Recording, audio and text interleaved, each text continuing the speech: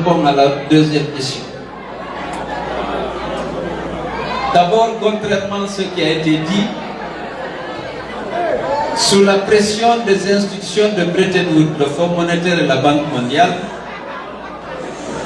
la privatisation ou la liquidation d'Air Guinée a été décidée très tôt, vers la fin des années 80. À l'époque, j'étais jeune directeur à la Banque centrale. La flotte d'Air Guinée était composée de 3 Boeing, un 707, un 727 et un 737. Sous la pression du Fonds monétaire et de la Banque mondiale, on a décidé, on a vendu 2, le 707 et le 727, le 727 et le 707, qui ont été achetés par entente, vendus par entente directe et achetés par des hommes d'affaires nigérians.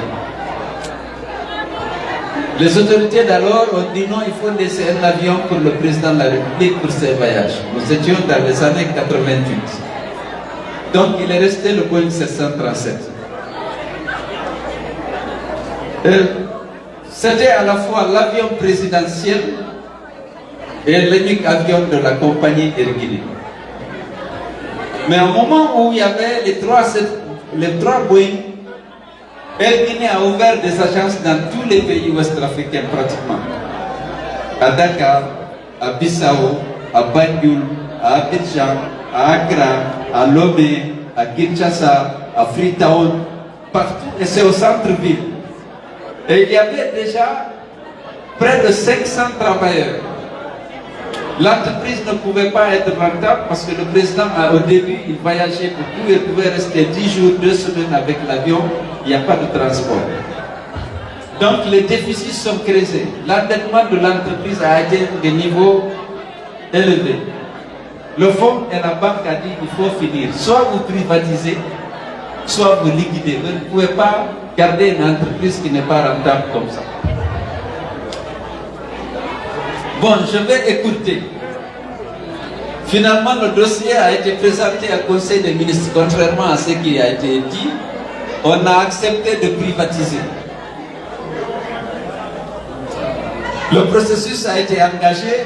Le président de la République a dit non, ce dernier avion-là, qui était réservé à moi et qui était aussi mon avion de commandement, on ne le vend pas à une autre personne.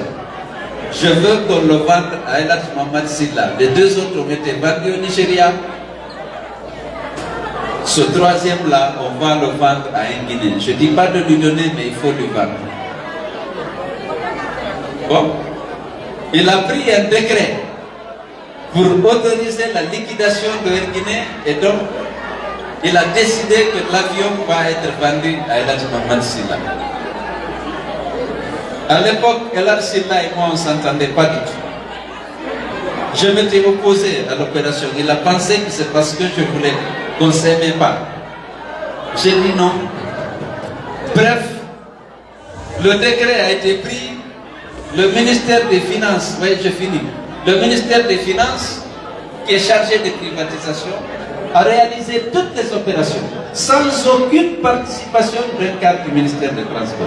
Ils ont liquidé l'entreprise, ils ont évalué les actifs sains, ils ont déterminé les prix, ils ont négocié avec Eladj Mohamed Silla sans qu'aucun cadre de transport ne soit présent à l'opération.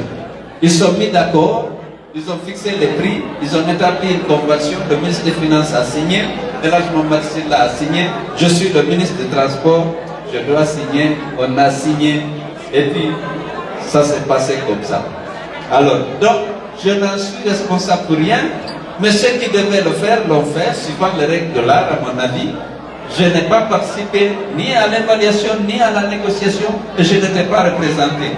Je n'en suis pour rien. Merci beaucoup. Alors, mais ce dossier date de 2000. Normalement, même s'il y avait délit, la loi a prévu la prescription des délits économiques. Je crois à 3 ou à 5 ans.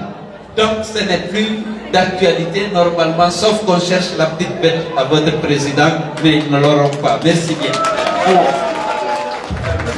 Monsieur le Président.